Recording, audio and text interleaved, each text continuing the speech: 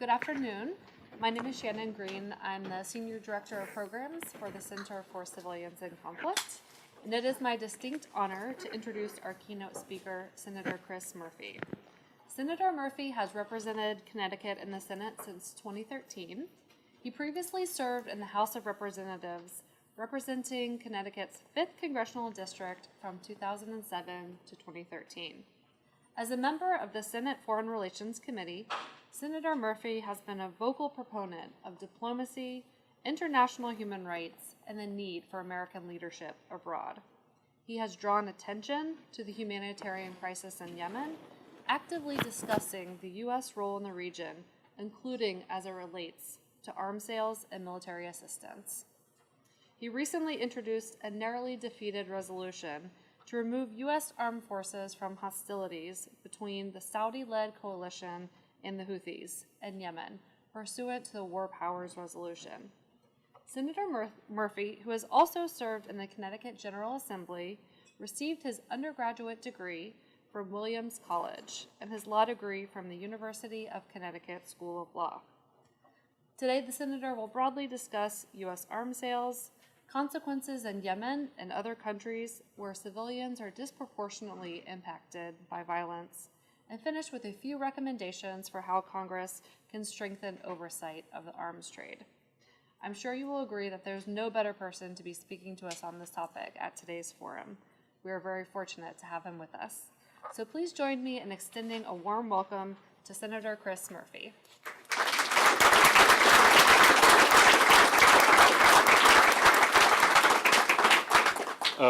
Thank you very much. Really wonderful to be here with all of you. Thanks to the Stimson Center, to the Center for Civilians in Conflict, and to the Security Assistance Monitor for hosting this event. I'm sorry that I'm inserting myself right into the middle of what I'm sure was a fantastic panel. I know originally I was going to provide some introductory remarks, and so what I may cover may already have been covered. But as you may understand, we're in the middle of a vote series that just finished up on the floor of the Senate at 12 o'clock, bracketed by a Foreign Relations Committee meeting just after the 2 o'clock hour, in which we are actually going to be debating a piece of legislation that will put, for the first time, conditions on U.S. participation in the Saudi-led coalition campaign in Yemen. So a big day in the Foreign Relations Committee today. So again, thanks to all of you who have been working on this issue for a very long time. I'm a relatively new entrant into the world of global arms sales, but glad to pick up the leadership work on this in the United States Senate. I tell this story a lot in the context of the work that I do on domestic gun violence, but I'll share it with you as an opener. Matthew Barzon was our ambassador to the United Kingdom for the second 4-year term of President Obama, and he used to tell me this story and tell others this story about a practice he had when he would travel around the United Kingdom. He would hand out to school groups that he visited 2 note cards, one in which he'd asked for them to write a word that described something they liked about the United States, and on the other note card, asked them to write a word that described something that they didn't like about the United States or something that frustrated them about the United States. And what was surprising to him, and frankly to me when he told me the story, is that on the latter category, the cards in which they were asked to describe something they didn't like, 70 to 80% of the cards had the same word. Not the same idea, not the same issue, but the same word. And the word was guns. Now, that has to do, with the fact that America has a very different relationship with guns than does the rest of the world. Data shows that Americans own half of all of the guns that are privately owned around the world. We're 5% of the world's population. We own 50% of the guns. But it also has to do with the fact that as a government, we love to sell guns and weapons abroad. 2016 marked the 9th straight year that the United States led the world in arms sales to foreign countries. And listen, let's be clear. There are plenty of places in which I support those sales. Arms sales have played a prominent role in American foreign policy since the beginning of the Cold War. It can be a really important security tool when we're trying to protect our friends. But far too often, as you're discussing here today, there is a lack of oversight, a lack of accountability in this dangerous business. For instance, we routinely sell weapons to countries with embarrassing human rights records, which in turn are then used to do harm and to repress civilians. Sometimes it's impossible to know where our weapons go, as evidenced by the fact that recently we sent a whole bunch of weapons to rebels that were supposedly on our side in Syria, and they ended up being used against the United States. So as previewed, I just want to use my remarks very quickly here to drill down on some of the problems and to give a couple points ahead to the solutions, and I'd be happy to take a few questions. Listen, today the world is awash in guns, and the United States dominates this market. 2016, we sold about $40 billion in arms. We had a 34% market share. And it's big and growing. Global arms sales are up 10%, and U.S. sales are up 25% just over the last 5 years. But what's most disconcerting is that the vast majority of these sales are to developing nations. In 2015, we ranked first, unsurprisingly, in arms sales to developing nations, but our share there was 41%. We had 41% of the developing nation market. And when we're transferring offensive weaponry technology and know-how to developing countries that have weak or less than transparent institutions and security sectors that are often not held accountable by governments, then we may not know and likely don't know the long-term effects of these transfers and whether these transfers end up actually serving our national security interests. And then to compound this, over the last few years, the biggest customers for U.S. arms have been countries in the combustible Middle East. Here, the numbers are really catastrophic. The proxy wars throughout the region, they're raging. Yemen is an example, and they're threatening to grow. From 2011 to 2015, Saudi Arabia was the world's second largest arms importer, with an increase of 275% from the previous 5 years. During that same period, the UAE took in 35% more arms, Egypt 37%, Qatar 279%, and again, big chunk of those arms coming from the United States. And so that brings me to Yemen. Let's talk about what has happened in Yemen over the course of the last several years as a result, in part, of the U.S. export of weaponry to the Saudis. U.S. support for the Saudi-led military coalition has had just devastating consequences since this conflict began 3 years ago. 22 million people in that country cannot live without assistance, the world's largest cholera outbreak in recorded history. And that civil war has created a security vacuum where ISIS and al-Qaeda are flourishing. They are bigger and stronger than ever before inside Yemen. And despite repeated pledges by the Saudis that they're going to take steps to minimize the harm to civilians that comes with the bombs supplied to them by the United States, the situation just gets worse. There are just these endless reports of civilian deaths from the bombing campaign. Funerals, schools, public markets. Just last month, the coalition killed over 20 people at a wedding party, killing the bride on their wedding day, and then 18 people at a gas station. Those strikes contributed to the deadliest month for civilian casualties in Yemen since the conflict began. 236 recorded casualties in April alone. This is during a time when the Saudis told us that they were getting better with targeting. And when the bombs drop, they leave behind a U.S. imprint. Our country becomes associated with the human suffering. Yemenis will tell you when they meet with you, this is not a Saudi bombing campaign, this is a U.S. Saudi bombing campaign. Late in the Obama administration, U.S. officials began to realize that this was a problem. They started putting checks on these arms sales. They actually stopped a sale of precision-guided munitions. But as soon as the Trump administration came into power, not only did they announce the biggest arms sale in the history of the U.S.-Saudi relationship, but they announced that they were restarting the sale of these PGMs. And so Yemen is an example in which unchecked arms sales without proper guidance and supervision can result in real national security consequences to the United States, al-Qaeda, ISIS, and the growing humanitarian crisis. But just to step back and take a wider lens, this is part of a broader trend in the Trump administration. In the last year alone, this administration has lifted suspensions on a $3.8 billion package of F-16 fighter jets and other weaponry to Bahrain. a $593 million package of A-29 Super Tucano light aircraft to Nigeria, and a $500 million package of those PGMs to Saudi Arabia. Every one of those deals was suspended during the previous administration out of concern that U.S. manufactured weapons and equipment were being used against civilians by each and every one of these countries. And just last month, President Trump rolled out a new conventional arms transfer policy that aims to bolster U.S. arms manufacturing, the industry, by facilitating additional sales abroad. Now, how do they plan to do this? By streamlining the arms sales process, lifting restrictions on the type of weapons that can be exported, and pushing U.S. government agencies to play a bigger role side by side with industry.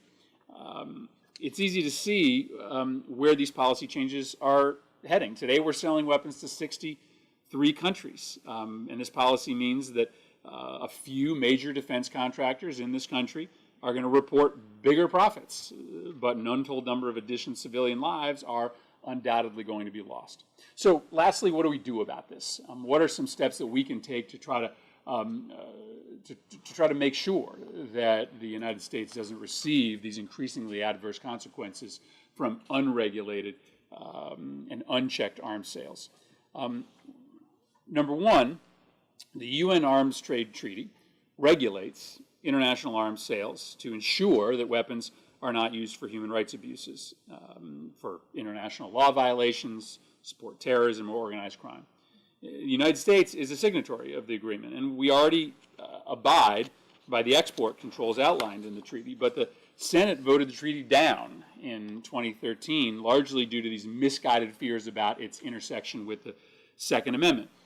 That's a terrible signal for the United States Congress to be setting, and we should reconsider the treaty to send a strong message to the world that the United States and the United States Congress is serious about accountability and transparency in arms sales. Two, the Leahy Law, that you all know a lot about, is intended to prevent specific security force units or individuals who commit gross human rights violations from receiving U.S. assistance. Now, the intention of this law is great, but there are so many holes over time that have been built into it. The state and defense departments generally do not consider civilian casualties incurred in conflict, for instance, as a gross violation of human rights, and the law only applies to a portion of U.S. arms sales. Both of these things should be addressed and fixed by Congress. Three, the Arms Export Control Act gives Congress a certain amount of oversight over the President's authority to import and export defense articles and services. Legislation is intended to ensure that every U.S. arms deal furthers national security and doesn't escalate conflicts and incentivize the growth of terrorist groups. I have forced two different votes on arms sales related to the Saudis' conflict inside Yemen over the last 3 years. But frankly, I shouldn't be the only one forcing Congress to do proper oversight on these sales. It frankly has been one of the only times that the United States Senate has had a debate on foreign policy on the floor of the United States Senate during the time that I have been in Congress.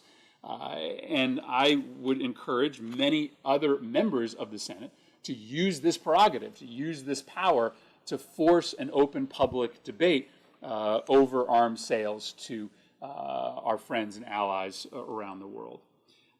Listen, like clockwork, as happened late last week, every few weeks, this country's attention and the world's attention turns to another mass shooting in this country, very often targeting kids, very often in schools. Our sky-high gun violence rates in the United States, it just makes us an embarrassing outlier globally. The United States, we created the modern open economy, we created modern participatory democracy, we created the internet age, but on this one most fundamental human concern, the thing that matters most to us, our physical safety and the physical safety of our loved ones, we don't lead. In fact, we do the very opposite. The United States runs at the very back of the pack. We compound this national gun violence epidemic by exporting that epidemic to other places too often, often thoughtlessly, all around the world. And so I'm really excited to be here with you today, and hopeful that together with you that I can help play a leading role in resetting the direction of American arms exports and the regulation of global arms trade in the years to come. Thank you very much for having me here today.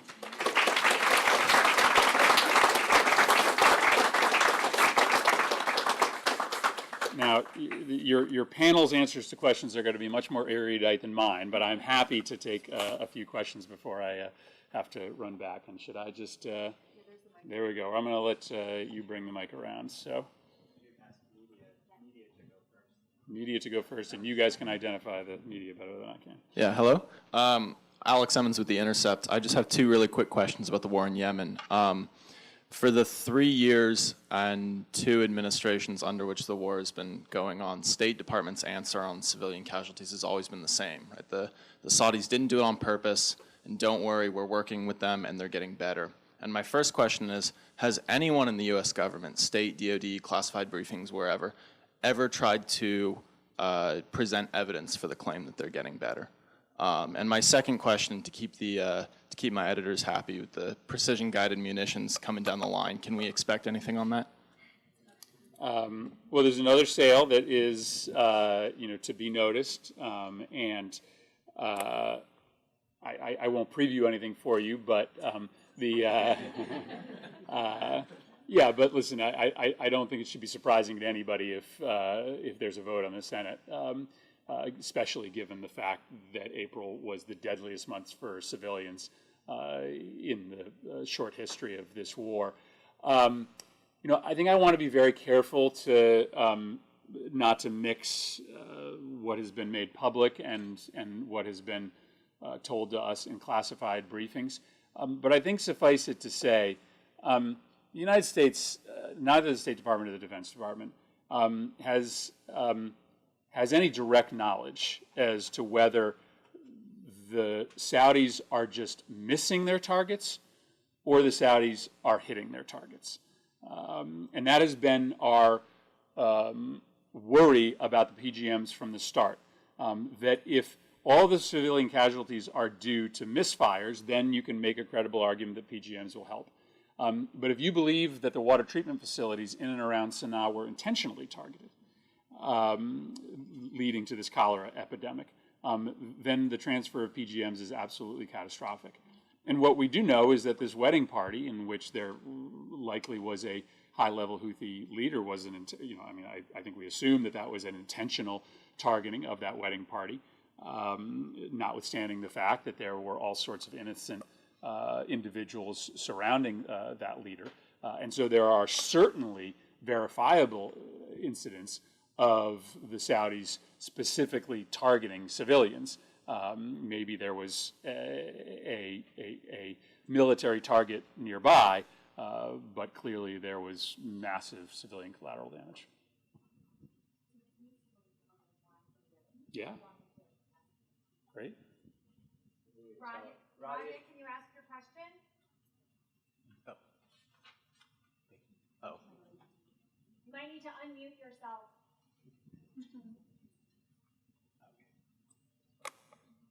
Okay. Sorry. The connection is a little. All right. We'll go to, and we're in the back. All right. Hi, Senator. Jack Detch from Al Monitor. Just had a question regarding the F-35. Turkish media has reported that F-35 deliveries are going forward next month. Is this something that Congress is aware of? And if so, just given Turkey's worsening human rights record and detention of Americans, is this something you'd be working to stop? Thank you.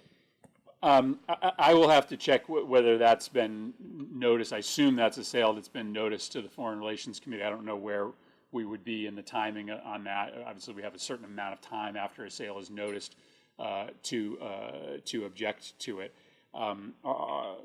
As you obviously know, our relationship with Turkey couldn't be more complicated. And while I have very serious concerns about the worsening human rights record of this regime, the treatment of journalists and political opponents, and their activity inside Syria, they are still a NATO member. They are still an ally. And so I don't have any direct thoughts for you on the F-35 sale. I'll just acknowledge what a complicated relationship it is and take your question as to where the approval under the Arms Control Export Act for the record. Okay, we have Rodney, are you there? Yes, I'm here. Can you hear me? Yes, you can ask your question to the senator. Okay, so hi from Sana. I want to say first thank you for the senator for all the work you do. You should know that Yemenis, in spite of the situation they are living, they are observing very closely with a lot of interest the efforts that you're doing. I would ask you a question that I ask myself as a human rights defender and civil society. Is there something more that we can do to really stop the arms trade? Because we have been all trying, but the arms trade is still going on. Is this a new step, something different, a new mechanism that we should all follow to make it really stop? Or do you think that this is never going to happen? Was your question, if you can hear me, was your question about the treaty, or about arms trade in general? Arms trade in general. No, so it's about the arms trade, yeah. selling weapons to the Saudi-led coalition. So, so there is a broader conversation happening in the United States Congress about our participation in the Civil War in your country. And first of all, before I go any further with my answer, let me thank you for your courage standing up in the middle of this conflict for human rights and to speak truth to power regarding what the United States has done to exacerbate the situation inside Yemen. So thank you.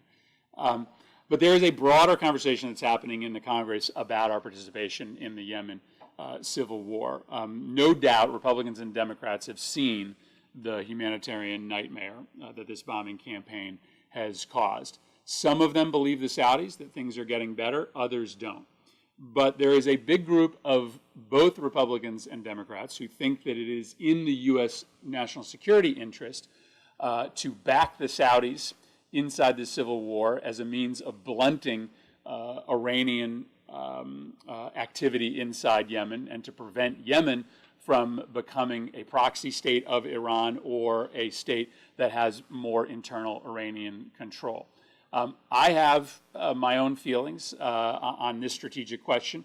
While I acknowledge that the Saudis have historically been our ally, I do not think that on a daily basis the United States has a dog in the fight as to the variety of proxy wars between the Iranians and the Saudis. The Iranians have done very bad things in the region, but so have the Saudis.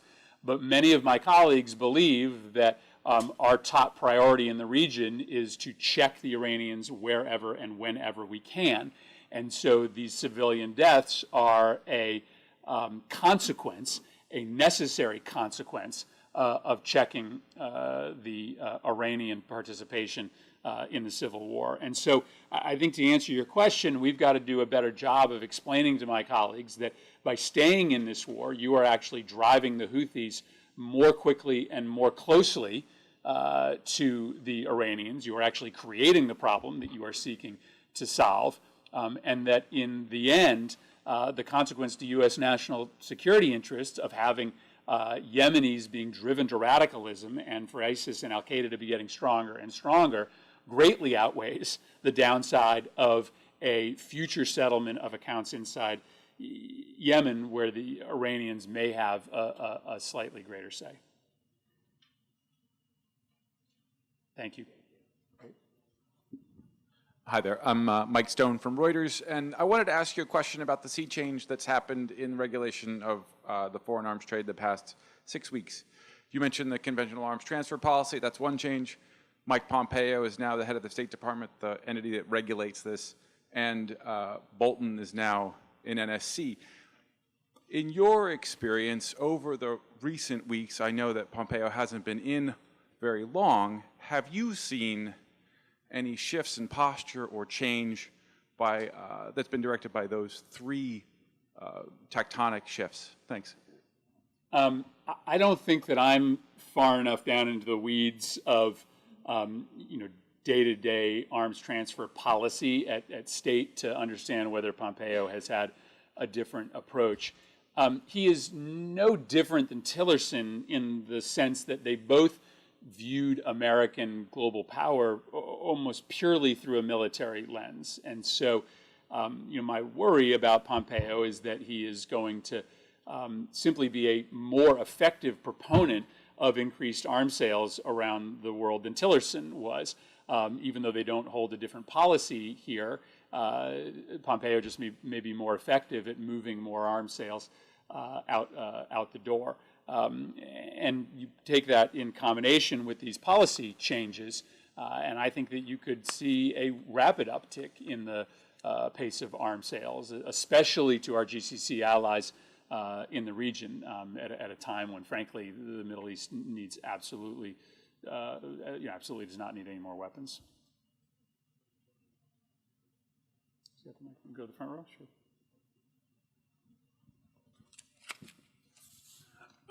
Yeah, thank you again for all your great work on this issue. Bill Hartung, Center for International Policy. When you're debating this issue in the Senate, what are the hardest arguments coming from the other side? I mean, you've covered some of them already, but are there things that are particularly hard to push back on?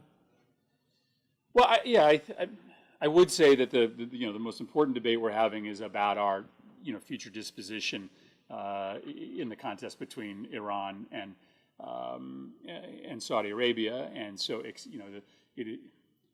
very difficult in a town where when you show up as a new member of Congress, you quickly get explained the unbreakable alliance between the United States and Saudi Arabia.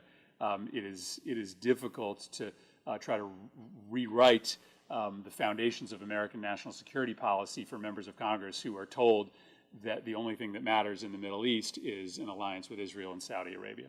And so I've been trying to rewrite some of that history for my colleagues to make them understand what the Saudis have done over the course of the last 20 years to underwrite a version of Islam that forms the building blocks of extremism. But that is, but that's a difficult proposition given our longstanding alliance. And then I think to the question from the Intercept just a few moments ago, there's very little meat on the bones when it comes to the claims that the Saudis are getting better at targeting. But this is a constant claim that the Saudis make and that the administration makes on their behalf. Because much of that work is classified even to me, that's done in that targeting center, it's hard for me to unpack whether the claims are true or not. And then lastly, this very complicated question of whether we're engaged in hostilities or not. That was at the root of this resolution that Senator Paul, Senator Lee, Senator Sanders, and I brought before the Congress. That's a very difficult thing for my colleagues to get their heads wrapped around. Is the sale of munitions, targeting assistance, and refueling hostilities? We now have open reporting. This is not from my classified briefings, but we now have open reporting that there are U.S. military personnel on the ground in Yemen helping with the identification of missile sites. That starts to look a little bit more like hostilities, but that's another very difficult thing for members to decide. There, and there. Maybe take a couple more, and then I think I got to get back. Kevin Kleiman with the Berkeley Political Review. So you stated that we routinely sell weapons to countries with abysmal human rights records, and I thank you for calling out the Saudi coalition in Yemen. Another annual purchaser of hundreds of millions of dollars of U.S. weapons is Israel, which is allied with Saudi Arabia in an effort to get the U.S. to go to war against Iran, and in recent weeks has injured thousands of civilians protesting the illegal occupation of Gaza. While Netanyahu has succeeded in lobbying the Trump administration to end the Iran deal and escalate towards war, groups like AIPAC have significant bipartisan influence in Congress and similarly advocate for conflict with Iran. What conditions should be placed on U.S. arms sales to Israel, especially in the context of overwhelming influence of the Israel lobby in Washington and an increasing likelihood of war with Iran? So, I have been a critic of this Israeli government's position on the nuclear agreement with Iran, but I will say I think you're likely overstating Israel's desire to go to war with Iran. I take Netanyahu at his word that he ultimately wants peace for him and his people. He just sees a different path to get there than some of us do in the United States Congress. Israel does not have a perfect human rights record, neither does the United States, but we have a important special relationship with Israel given the threats that they face, given our commitment to continuing to protect a Jewish state in the region. And so I don't argue to condition our arms sales to the Israelis on our conversation regarding human rights. I think we continue to work with them about doing better in places like Gaza, and understand that if we weren't in a security partnership with Israel, Israel probably wouldn't exist. Let me take one more. We had one more over here. Oh, wait, there we go. Bring the microphone up to the front here. We'll do one more here. Thank you, Senator. J.D. Walter. I'm an independent consultant, currently unaffiliated with anyone. So no threats here. The U.S. government in the past has tried to do put some policies in place to track money, right, through the government, how we spend a dollar through its life cycle. What do you think the chances are to do the same with, say, weapons and munitions, to create a mechanism that says, okay, here, maybe we provide inventory of our sales to maybe the UN or third-party non-governmental organizations to track that life cycle and then provide that reporting back to inform U.S. policy? Well, I'd be willing to work with you or anyone else on ways to strengthen that process. I mean, we do have tracking abilities today for these weapons, which is why we have the ability to find out that they often get sent to the wrong hands. That's how we knew in Syria that the weapons that we had transferred to the rebels very quickly got put into the hands of those that the rebels were shortly thereafter fighting. So I'm always willing to take a look at greater mechanisms to follow these weapons to their logical end. I think that that's one of the greatest failings of U.S., in particular U.S. firearms policy, is that in many parts of the world, they stay in the hands of the party that they were intended to for a very, very short period of time. So I appreciate you all being flexible to have me over. You're going to hear from people who know 10 times more about this than I do. But, I do think that we, let's just take the question of Yemen for one last second, just to let you know which direction we're headed in. In 2016, I forced a vote on the floor of the Senate on an arms sale to the Saudis. I think we got 21 votes, 22 votes, 25 votes. I don't know. We were in the 20s. A year later, we forced a second vote on another weapons sale to the Saudis and came within 5 votes of winning. Our resolution a few months ago was different. It wasn't on arms transfer. It was on the authorization for the underlying conflict, but similarly, a very, very close vote. And it's just a sign to you that that members are waking up to the very big, potentially cataclysmic downside of unchecked arms sales. And so by getting smarter here today, by continuing to do good work, you can have an effect. That being said, I'm standing here as someone who is often advocating for arms sales and for weapons sales to allies that are going to use them well, that are going to make sure they stay in the right hands. So I don't, and I imagine few of you claim to be absolutist in our belief on this subject. It's just that the level of oversight today, the level of review, especially from Congress, is simply insufficient. We can do better, and you can help us. Thank you, everybody. Appreciate it.